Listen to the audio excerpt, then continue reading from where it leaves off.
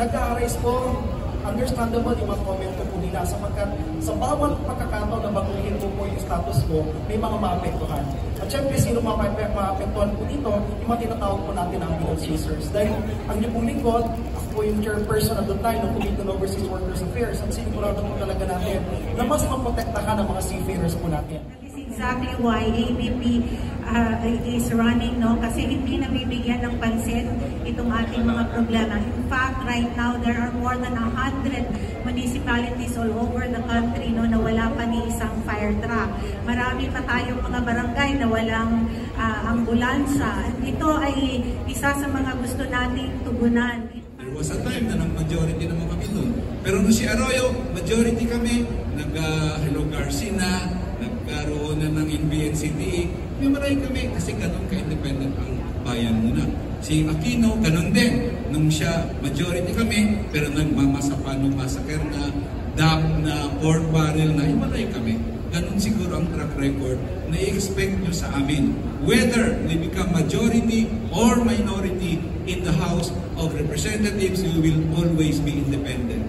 And we will never allow ourselves to be beholden to whoever sits in Malacanang. From the very start, and it never moved when I was during my incumbency. So if you ask me what my reaction is, it's one of disappointment on the present Congress.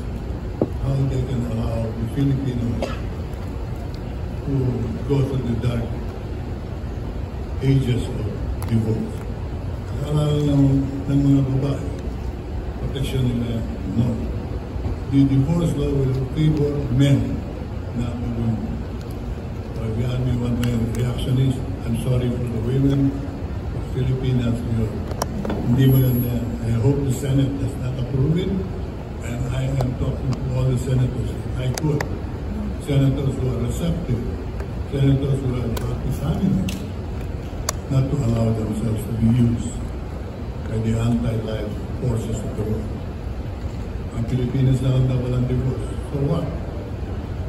So what if the Philippines is the only country still has no abortion? We should be proud that we have no such anti-laws in that kind of system.